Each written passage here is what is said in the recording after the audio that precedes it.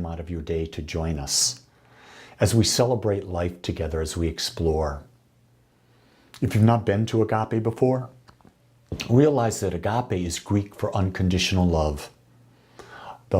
As Martin Luther King Jr. said, the love of God operating through the human heart. What I say is that love means acceptance. So if I look at you and I say I love you, what I'm saying is I accept you as you are. I embrace your uniqueness. See, we've confused like and love. And I want to tell you, like is a very different thing. At Agape, we teach how to better self-love through conscious living, and that everything begins with you. Until you can love yourself, you cannot love anyone anymore. The more you fall in love with yourself, the more you accept yourself, the more you can accept someone else. That's why the work is always within. So let's take a moment and let's go within. So I invite you to get comfortable in your chair. However you're seated, be comfortable. Put your hands gently resting on your lap. Connect your index finger and your thumb. Close your eyes and bring your awareness to your breath. Realizing that life is breath, and life is breathing life into you as life. This breath nourishes, purifies, and connects. So as you bring your awareness to your breathing, you are nourishing and purifying your body. You are nourishing and purifying your mind, and you're connecting to the deepest part of you, to the divine part of you, to the infinite part of you. In this state, where you are tapped into infinite wisdom, go within, and what question is in your heart that you desire to receive an answer? And ask the question. It could be as simple as, what is my next step in my job? What is my next step in my relationship? What is my next step to creating a healthier body? What is my next step to achieving greater financial abundance? But ask the question of yourself right now. And after you ask, just sit and listen for a moment. Be still and let the I am speak to you.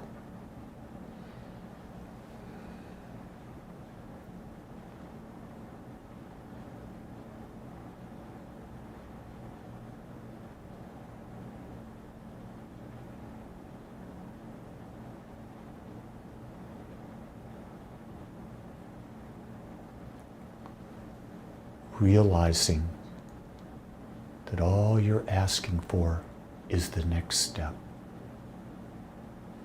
And know that you can come back and ask again, what is my next step now?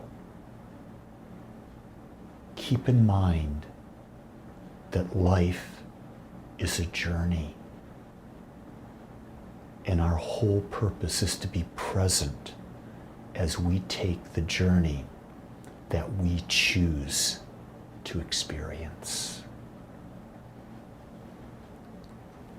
So knowing that you are divinely guided in every moment, in everything that you do, start to bring your awareness back to this time, to this place, to this day. And when you're ready, open your eyes, put a smile on your face, and become fully present.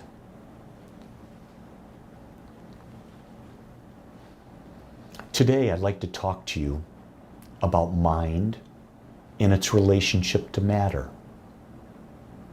And this is a discussion from a religious science perspective, because that's what we teach here at Agape.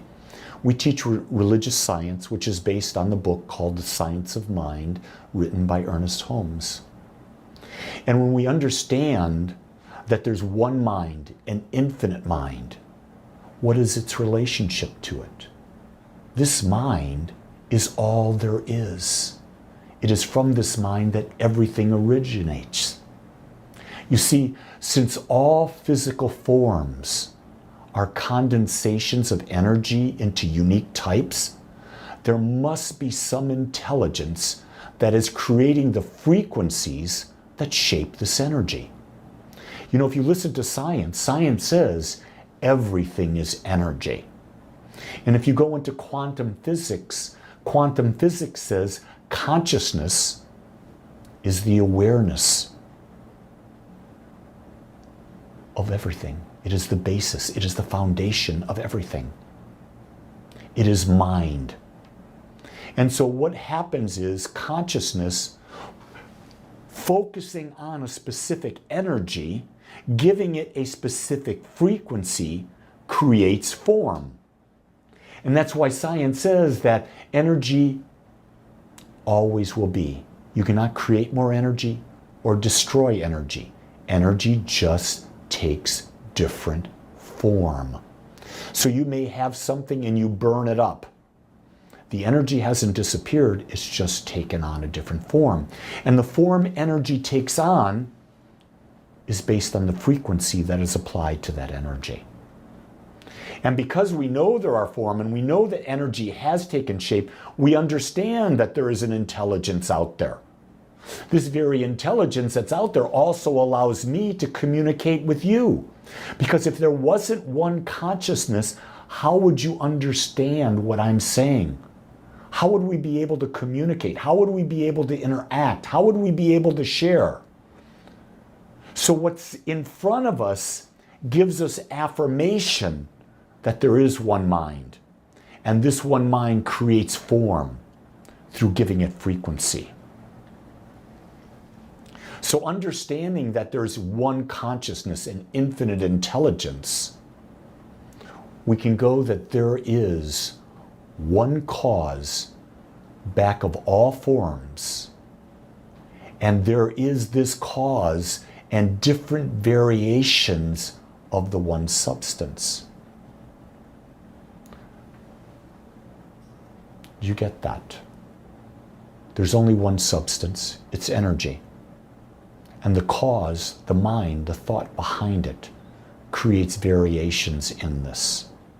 It's like if you're ill and you change your thought about your body, change your vibration to a healthy vibration, a body that's in homeostasis, you will shift the form or the experience that you're having within your body. It's just that simple. You see, nothing changes but form. Consciousness is constant. It is everywhere. It is unique. It is infinite. But how we use that consciousness shifts the energy into form. But the energy is always there. It doesn't change. One of the things that'll happen for us the more we study and the more we embrace is that someday we will discover that all negative conditions are self-inflicted. Really take time to embody what I've just said. We will discover that all negative conditions are self-inflicted. Well, Lee, what does that mean? It means that the thought process that you are having is creating the conditions that you're experiencing. So here's an interesting thing. If you look at the world today and what's going on, and one of the things that's happening in the world today is that inflation is very high. Now you can buy into the fact that inflation's high, and if you watch the news and follow the media, you're seeing that people are really struggling. They're struggling, and this inflation is taking them down. It's going down a really bad path. The question I would ask is, are there people thriving in the midst of inflation? I know that I am. I know that I am thriving in the midst of inflation because I don't view it that inflation is my source.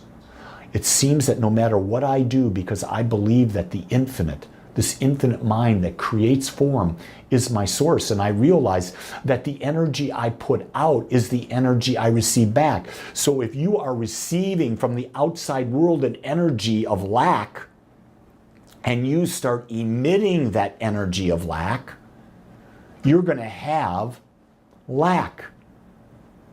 So you've created the negative conditions. If you're one of these individuals who believes that they are not enough, they're not good enough to be in a great relationship, they're not good enough to have a great job, they're not smart enough to do this, to do that. If you believe that, you are creating the negative conditions of your life. What I will say to you is this: believe that if you are created out of the infinite, it means that every part of you is made of the infinite. The infinite mind is available for you to think with. And think about this: the infinite never created any two things that are exactly alike. So you are a unique expression of the infinite, which means your uniqueness is what makes you special. So the question you must ask yourself is this: how can I use this uniqueness to create my great life while bringing value to others? And when I use my uniqueness to bring value to others, it's not a chore, it's not a task, but it is an incredible gift in which people give back to me in the form of energy, which could be love, could be kindness, it could be money.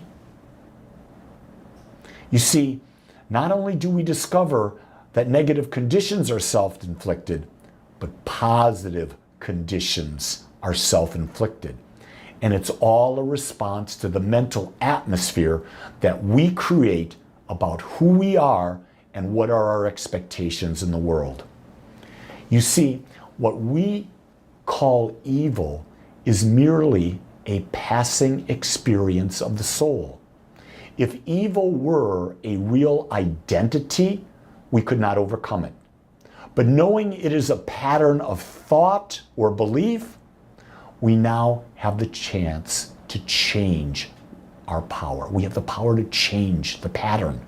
When we change the pattern, the law that creates gives us a whole new experience. So evil is not an entity. The devil does not exist. That is a human creation. The experience of what we call evil is the fact that we have got a thought pattern that's operating in a different direction from where we want to go. And who controls our thought patterns? Well, remember this. If you're a young person or an old person, it doesn't matter. Your mom and dad created thought patterns in you. Schools created thought patterns in you. They may have created thought patterns. Well, you're not good enough. You didn't do well in this class. Well, wait a second. The reality is you are tapped into infinite mind. If you're tapped into infinite mind, infinite wisdom's there. It doesn't matter what the school says. You just have to open up to that infinite wisdom and create a thought pattern that no matter what I'm doing, where I'm at, infinite wisdom now guides and directs my every thought, word, and action. If you have that as a belief, you've got the power. You can change anything in your life experience. You see, we make our own mistakes, experience their consequences, and yet we are able to shift these consequences by simply returning to conscious directed thinking. That's right. We make a mistake. We're not bound by that mistake for the rest of our life. No, we change our thought process, consciously choose to think in a different way. And because that thought is a frequency, it takes the energy that is around us, remolds it into a completely different experience. You see, our mind is the mind of the infinite, functioning at the level of our understanding of our place in the universe. The more we understand that we are the infinite expressing, the more power we have. The less we understand that it is the infinite mind that we're expressing through, the less power we have. Most people believe that the power is outside of them. And because they believe that the power is outside of them, they become victims. They're no longer conscious creators. They're creating blindly through unconscious beliefs and unconscious thought patterns. Limited thought is the only thing that binds us.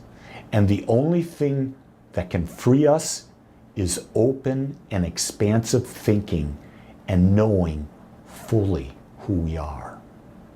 Who we are is an individualized expression of the infinite. Think about that. You're unique, you're whole, perfect, and complete. Really embrace that affirmation this week. You may want to say that. Say it 15 times every day. I'm unique, connected, whole, and complete. I am unique, connected, whole, and complete. Remember this. So is everybody else. So when you stop judging your uniqueness, you'll stop judging others' uniqueness. And now, my friends, we've created a world that works for everyone because we are centered in love.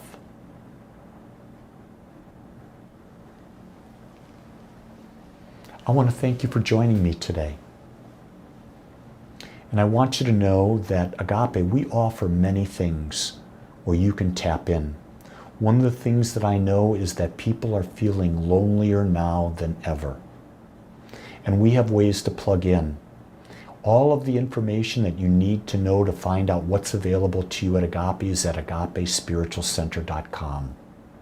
One of the things we have is every Wednesday at 1:30 Central Time and 7 p.m. Central Time, 2 different times, we have Agape gatherings on Zoom. If you would just like to connect with people, to talk, to share, to listen with like-minded people, I invite you to join us. Don't be shy. If you are needing support, we are here for you, but we don't know unless you ask, unless you show up. So together, I know that you and I are part of the infinite, and we can create lives so fantastic. And I want you to know that me and all the other people that belong to the Agape Spiritual Center are here to support you. So knowing you have that behind you, make this your best day, best week, best life ever. Until next time, much love.